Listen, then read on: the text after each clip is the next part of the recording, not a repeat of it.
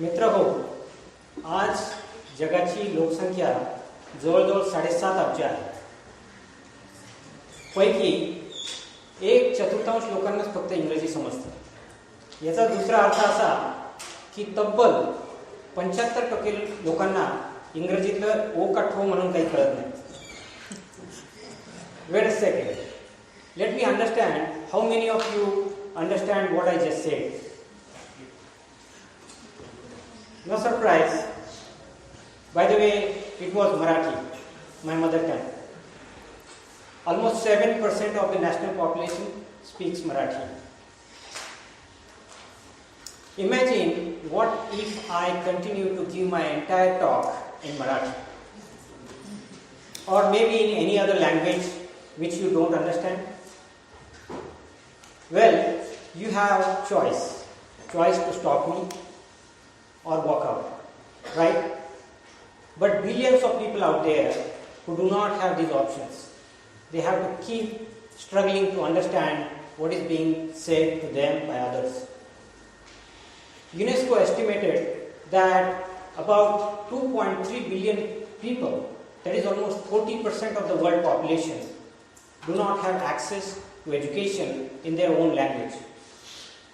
And it is researched across 26 different countries that 50% of the students who are getting dropped out of the school do not have access to education in their own language. This is, in short, a huge language barrier and an academic failure. And I am one of that victim of language barrier. So ladies and gentlemen, please allow me to share my story, a story which led me to talk to you on this very fantastic platform of TED. I want to thanks to organizers for inviting me and offering this great opportunity to interact here at TEDxIIMAhmedabad. And of course, thanks to you all for signing up to listen. તમે કેમ છો? It was 24th of June 1995. I was given an admission form to fill up. I wrote down my name, date of birth, and there was this field called gender. I don't know why, but I clicked on the option female. And when I submit my admission form to the admission officer, he looked at me from top to bottom. So that was my level of English when I was just about to enroll in the diploma course of engineering. And when I actually entered the class, it was a nightmare. Because until then, I was never exposed to this language beside just an academic subject. When I happened to enter in the class, all the courses were taught in English, and I did not know anything about it. Everything was racing right over my head. Every day, it was like I was in cold sweat and trying to run away from the class. I don't know what was going in the class. And in the meanwhile, what happened, a couple of students ran away because of this language barrier, which made me to think that this is not my cup of tea. And I also decided to quit and pack my bags. But something stopped me, and those were the innocent faces of my parents, unfortunately who did not had a chance to go to school because of our poor economical conditions, but they were very much determined to send their kids to school. Thanks to them and their determination, I was there, and education was like a lifeboat for me. Literally do or die. But it turned out that my lifeboat was terribly broken inside, and I had no option but to fix it. I make my mind to survive, and I approached to one professor. He was such a nice professor who helped me out. He said, "Why don't you get the dictionary?" Dictionary? That was the very strange word I was listening for the first time in my life, because I had my whole schooling borrowed books from relatives and maybe from my friends. Barefooted on one piece of school uniform. Even thinking about to have your own school bag was like a luxury for me. And dictionary was no way. But the professor was so nice that he not only gave me his dictionary, but also taught me how to use it. And since then, I started jotting down the words written by the professor on blackboard into my notebooks, and I would come back to the room and then turn dictionary upside down, inside out, looking for the words, trying to understand what was going in the class. And it was so fascinating that I was entering into new world.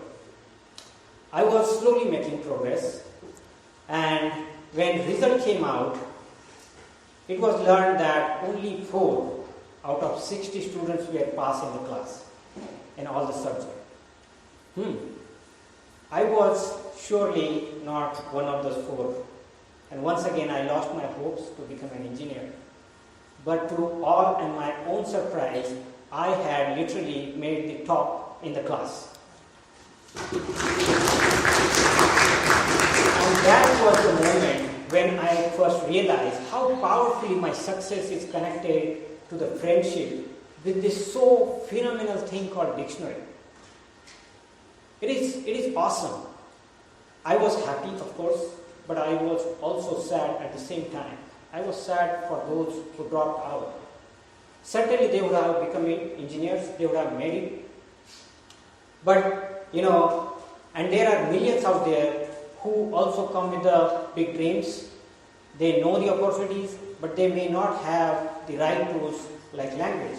And so I thought, I need to help them. I need to act on this. I felt it like it's my duty to help these kids coming from the rural areas who do not understand language and then sacrifice with their dreams.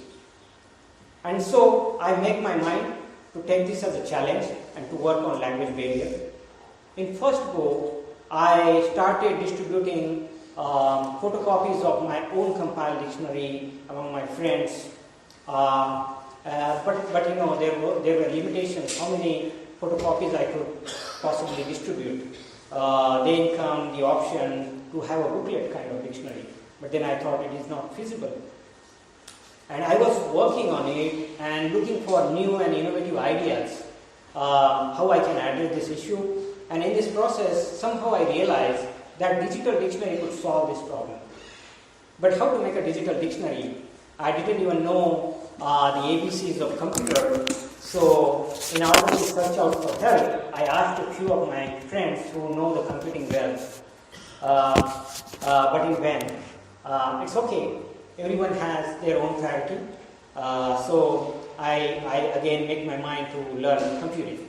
And with an advertisement of one of the best computer institute, training institute at that time, I applied and appeared for the entrance exam.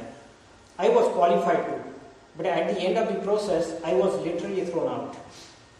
And it's because I had no enough money to pay their tuition fees. Again, thank you to them because they did not let me in. I think whatever happens is for good. And again, I took it as a challenge. In the childhood, I learned about the great archer called Eklavya. The story I'm inspired from, how this guy not just trained himself, but mastered the art of archery when he was refused to be discipled by Guru Dronacharya because of his scheduled caste, and I decided to walk his path. Since then, I was just looking for different ways to work on this very dream, and the Eklavya story came in my mind. I left my home, locked myself in 10 by 10 room for another 6 months with a borrowed computer and books. 18, 20, 24 hours a day and night was usual, and then I was self-learning computing. It was so fascinating and so interesting. I got in love with the computer programming and those books. But something pops up. I think when destiny wants to test you, it tries very hard. Because of continuous sitting problem, I started feeling back pain and bleeding underneath that I had to undergo a surgery. And doctor would not permit me to do a sitting job anymore.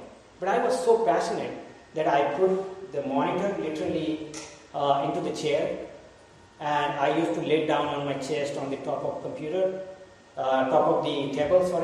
and continue my practice. In those 6 months, I learned almost all the programming languages of that time and developed a first software programmer for the computer for the language Marathi. And that was the first ever computer dictionary made in Marathi language.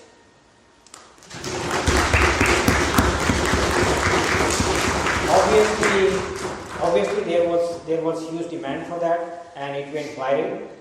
I started distributing the program on compact disc, but that was not scalable. So I thought of something, a program where I will put all my programs and languages on a central server, and everyone can access. Even without noticing, I was creating my website. And the website was the first ever website for the references of Indian regional languages. It went popular, and it was so popular that sometimes the high traffic would crash our website. And that is a good thing to happen, right? But soon I realized there is a huge internet divide. Hardly 10% of the Indian population had access to the internet. And certainly my target audience were different.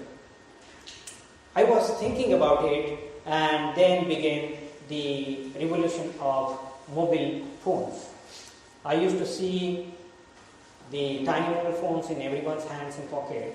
I wanted to leverage from that, and I began programming, coding mobile apps. And now it's on all the platforms. Like if you just search for name Khandbahale on, let's say, Play Store, you will find millions of downloads every single day. And we started distributing these apps in colleges. And something I noticed, we were able to serve only 3 out of 10 students who were approaching to us. What was wrong with other 7? The challenge was, at that time, almost 93%, I'm talking about 2010, almost 93% of the mobile phones were feature phones without any capability or capacity to download and install any kind of application. Those were the simple ordinary phones. So we were not able to help them. And thinking about it, I was able to figure out the common denominator, which is SMS, short messaging service, right?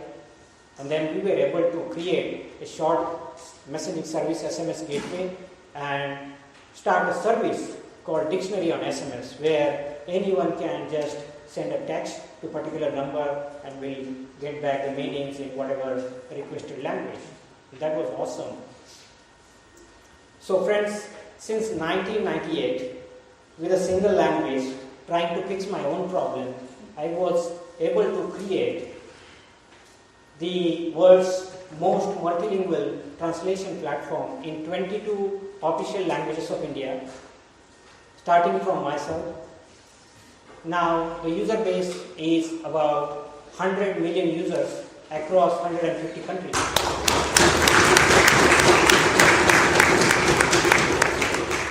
I was born and brought up just as an ordinary village boy, and you can imagine, from almost dropping out of school to successfully graduated from one of the top university like MIT, was obviously not a very straight path, right? But everything paid out. We see many problems around us, The real question is what we do about it. My parents, I am so proud of my parents and family that this couple, the ordinary couple, in one tiny village of Maharashtra near Nasik, without having any resources, were not able to go to school, but they had a dream and a vision to select education as a transformation tool for them and the whole family. We are 3 siblings. My elder brother is named Vilas. He's a mechanical engineer, and then out of his passion for social justice, he became judicial magistrate. My younger brother, who is a botanical professor and environmental scientist, is doing really great work. So you can imagine the education has become a transformation tool in our life. And so inspired from our own success, we wanted to do something for our community. And then we set up, 4 years back, we set up a school, a small school in our village. And for whatever reasons, students were not able to travel from distance. So taking inspiration from Swami Vivekananda, he said, if students are not able to come to school, why not to take school to the students? And we started a program called Education on Wheel, where actually we set up the whole school in a bus, and that bus goes to different communities. It's doing awesome. Now we are working on bringing quality to 1 unit and then going to scale it up. There are many things to do. Like any other city, my hometown, which is Nasik, is already facing the brain drain problem.